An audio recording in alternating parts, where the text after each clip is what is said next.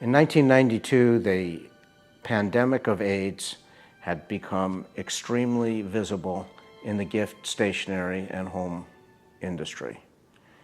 Many friends, colleagues, and associates that were once there were no longer there. And it became apparent that they were all dying of AIDS. Sitting and thinking about the fact that I was a member of a large industry, and the next day went and wrote a letter to 60 different members of the gift, stationery, and home industries. To my surprise and pleasure, everybody that I contacted responded that they would be very interested in joining into this meeting.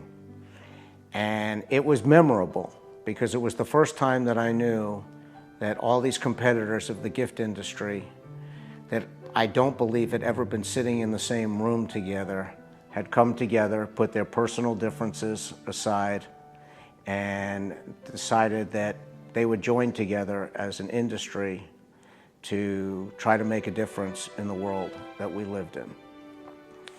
It's been extremely rewarding to know that so many people cared about doing things that were helping others and that we could all find a way to do it together.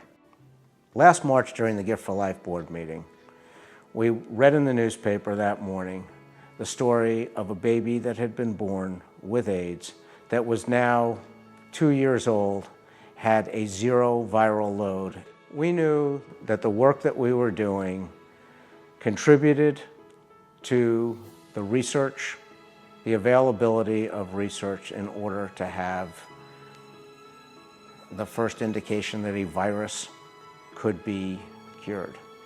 I would like to see those efforts continue to grow and be able to allow us to continue to branch out and expand our reach and really understand that Gift for Life is a gift that we can hopefully improve other people's lives with.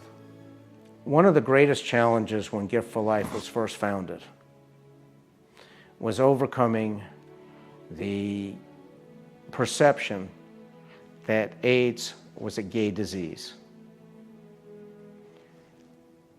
Over the years, I believe that a great deal of the participants in our industry found out how far into society AIDS reached. And it is my hope that as we continue to grow, we will be able to serve more and more and more of our constituents and community. The more successful we have become at fighting this virus, the more difficult it has been to make people believe that we are still facing one of the largest killers in the world today. People aren't dying in the United States the same way that they used to die because of phenomenal strides made with pharmaceuticals. People's lives have continued to improve, their health has improved, and they're able to manage their disease and live a full and healthy life. And in the United States, most of the people that are now contracting the disease are not the same as the first people that we identified the disease with. And today there are still lots of kids growing up that are not aware of it, that are not careful with the ways that they live their life.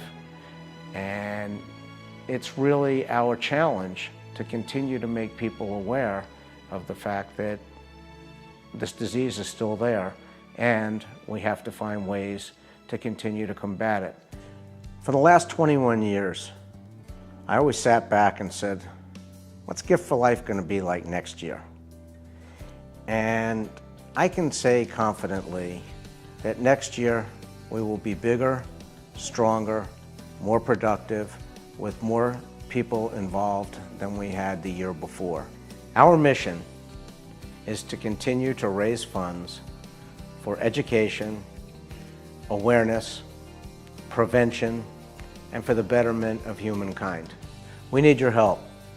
From a small group at inception, we have created a movement. and we want you to become part of our movement.